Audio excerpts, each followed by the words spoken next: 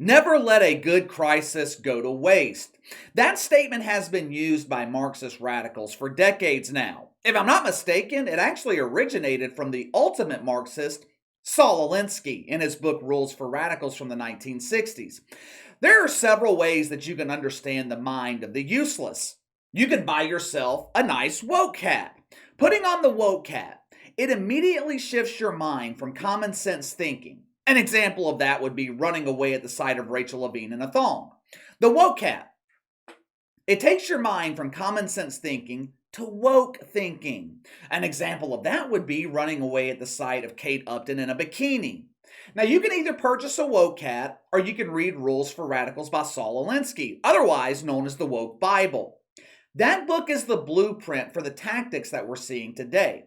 I'm sure by now, all of you in my audience have heard about the school shooting in Texas.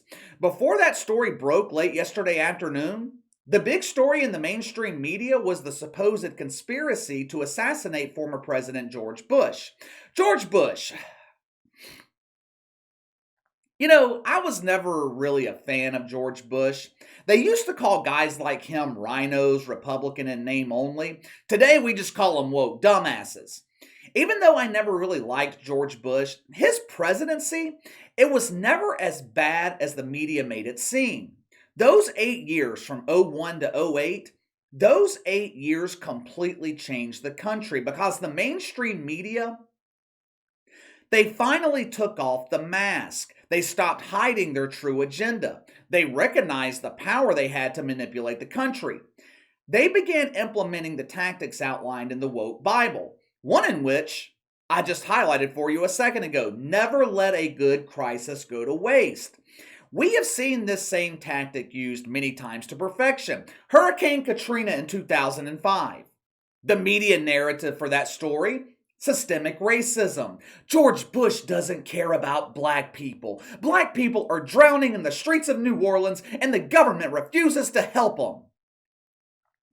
Now look, the federal government response time to Katrina, it was slow. It really was. But the real asshole in that situation was Ray Nagin, the former mayor of New Orleans. Now, of course, the media couldn't blame him. They couldn't blame a black man for not properly looking out for his own city. Years later, Ray Nagin was convicted of corruption, but the media narrative remained the same. George Bush doesn't care about black people. The federal government is systemically racist. Hell, I was watching an HBO documentary on Barack Obama last night. 17 years later, with all the evidence proving that Ray Nagin was partially to blame for the response to Katrina, they are still blaming George Bush. The same shift the blame tactic, shift the blame to your political enemy, it's being used again right now. These people, I swear to God, they're absolutely disgusting. Nothing, and I mean nothing, gets in their way of furthering the agenda. News of the school shooting in Texas, it was just breaking when Warriors head coach Steve Kerr was at his pregame press conference. We are in the middle of the Western Conference Finals right now. Steve Kerr paid millions of dollars every year to coach basketball. That's his job, coach basketball. Instead, he gets in front of a pool of reporters, shockingly, without his COVID mask on this time. He felt the need to remove the COVID mask for this situation. He removes his COVID mask, puts on his fucking woke hat, and he goes on a 3-minute soliloquy about gun control. Let me ask you something. I would imagine most of you watching me right now, you're at work. Maybe you work construction. Perhaps you're an investment banker. If you got up from your desk right now, you walked into your boss's offices and you told him, "This shit doesn't matter today. I am deeply affected by that school shooting. I demand to give our customers a speech about the need for gun control." If you did that, would you be able to keep your job? If customers looking to give you thousands of dollars to invest came into your office today, and instead of giving them investment recommendations, you start preaching to them about the mythical need for gun control, would you keep your job? That is exactly what Steve Kerr did yesterday afternoon. Adam Silver has made it clear he doesn't want politics involved in the NBA. As a result, Ratings for the NBA playoffs are the highest they've been in years. Steve Kerr, though, he made it clear yesterday his job doesn't matter. He doesn't give a shit about the NBA. He doesn't give a shit about the Western Conference Finals. No, no, no, no. He had something more important to discuss. Like I said, nothing gets in the way of the agenda. Watch for yourself. Any basketball questions don't matter. Since we left shoot-around, 14 children were killed 400 miles from here. Children murdered at school. When are we going to do something? I'm tired. I'm so tired of getting up here and offering condolences to the devastated families that are out there. I'm so tired of I'm tired of the moments of silence. Enough. There's 50 senators right now who refuse to vote on H.R. 8, which is a background check rule that the House passed a couple of years ago. It's been sitting there for 2 years. And there's a reason they won't vote on it, to hold on to power. So I ask you, Mitch McConnell, I ask all of you senators who refuse to do anything about the violence and school shootings and supermarket shootings, I ask you, are you going to put your own desire for power ahead of the lives of our children and our elderly and our churchgoers? Because that's what it looks like. It's what we do every week. Do you realize that 90% of Americans, regardless of political party, want background check, universal background check? 90% of us, we are being held hostage by 50 senators in Washington who refuse to even put it to a vote, despite what we, the American people, want. They won't vote on it because they want to hold on to their own power. It's pathetic. I've had enough. Let me get this out of the way real quick. I normally blast social justice warriors for fake outrage. I'm not going to put the fake outrage label on Steve Kerr, at least in this situation. If you've seen The Last Dance, if you know anything about Steve Kerr, you know that he lost his father to gun violence in the 1980s.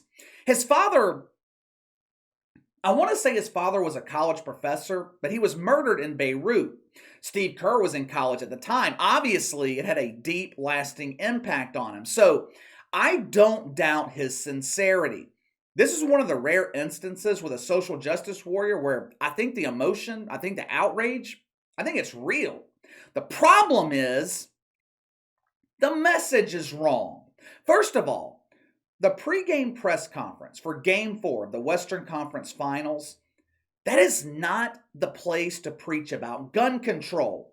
What happened in Texas was awful. We can all agree on that. But like I have said countless times, people gravitate to sports to escape from situations like this.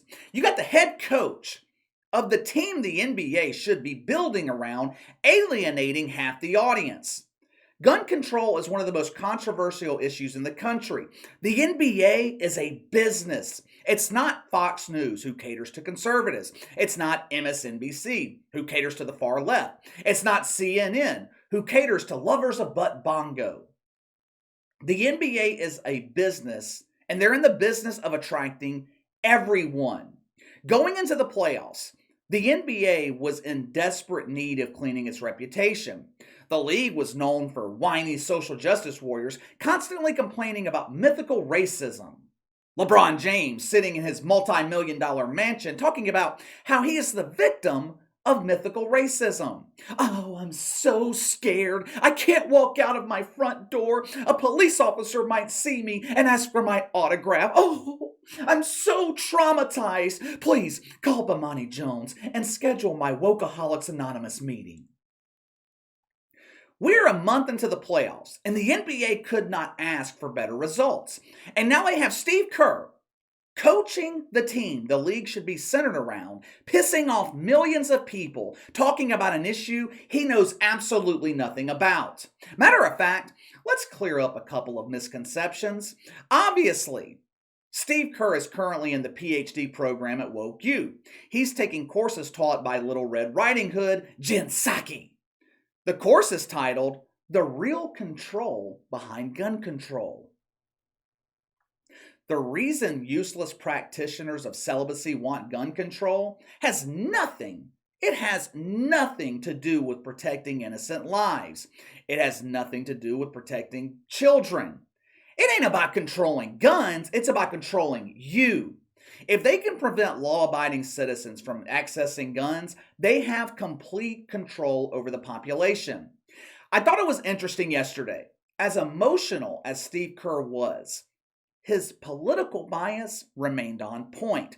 Did you notice in his PhD presentation to Little Red, did you notice who he blamed?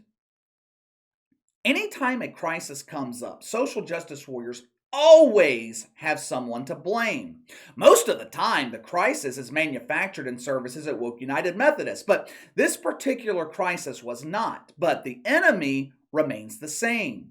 Steve Kerr, he blamed Republicans in the Senate. I blame Mitch McConnell. Not only does he look like a peeping Tom, he also refuses to pass gun control legislation. Look, Mitch McConnell's completely fucking useless. He's a closet woke asshole, to be honest with you. Back in December, Real Clear Politics, they conducted a poll on the least popular politician in America. The winner wasn't our French, Canadian, American, Jamaican, African, Asian, Martian vice president. It wasn't Joe Biden, who appears to be getting older and withering away by the second.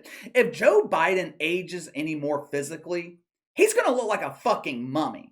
You won't even need to wrap him in toilet paper. His loose skin will take care of it for you. The least popular politician in America is Mitch McConnell.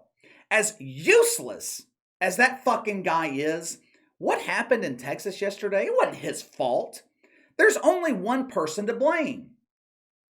The 18-year-old dude who pulled it off. That's it. Now, let's get to the hypocrisy of Steve Kerr yesterday. He is sitting there, banging on the desk. When are we going to do something? We're losing children. All the children. We are losing the kids. We must take your guns. I promise. It's for your protection. It's not because we want to control you. Well, Stevie, 2 years ago, schools in the Bay Area, they were doing something to address the problem. The Bay Area, you know, where you live, where you work. Matter of fact, you were acutely aware of what they were doing to address the problem. Did you know schools in the Bay Area, they used to have armed police officers on campus? Did you know that? I say used to have because that's no longer the case. Why? Were the schools in Oakland so safe that the police, they were just no longer needed? Was that the case? No. Schools in Oakland, still dangerous, possibly more dangerous than they've ever been. Because Steve fucking Kerr participated in a protest, not only to remove cops from Bay Area schools, he wanted to get rid of cops altogether. Summer of 2020, Steve Kerr protested to defund the police. So let me get this straight. Steve Kerr doesn't want you to have guns to protect yourself from criminals. He also doesn't want you to have the ability to call the police so they can protect you. Who does Steve Kerr want you to call? Can you call him? When someone's trying to break into your house, do you call Steve Kerr for protection? The same guy who got knocked the fuck out by one punch from Michael Jordan? That guy? Let me ask you something. Why does it take me to bring up the hypocrisy of Steve Kerr? You know how long it took me to find that information? All I did was Google Steve Kerr defund the police just to see what would come up. Now, granted, I've been covering woke dumbasses for a long time now, so I remember things. I know what I'm looking for, but so does the mainstream media. How come the media isn't pointing out the hypocrisy? Increased gun control is not the answer. Background checks, they wouldn't have done a damn thing to stop what happened yesterday. 70% of school shootings are pulled off by minors under the age of 18. They can't buy guns legally anyway. Social justice warriors like Steve Kerr, they never want to address the real problem. There's been an uptick in mass shootings the past, 12 to 18 months. Why? Could it be mental health issues caused by prolonged COVID lockdowns? Could that be the case? Did anyone think to consider that? They never address the problem because they're not looking for a solution. Anytime something like this happens, the narrative always the same. Take away the guns. Now, of course, it's always pushed under the guise of protecting you. But it's not about protection, it's about control. You ever wonder why the two issues woke shitfucks are fighting so hard to abolish are the First and Second Amendments? You ever wonder why? Those are the only two amendments standing in their way of completely overhauling the system and controlling all of us. But let me know what you think. Steve Kerr, he may take the title from LeBron James as the biggest hypocrite in the NBA. Give me your thoughts on his assignment from Woke U and Jen Psaki. Sound off in the comments below. Make sure to like and subscribe. Click the notification bell to receive all notifications from the channel. Best way to contact me is by email at btlkc84@gmail.com, KC_BTL84 on Twitter. I'll see you guys later.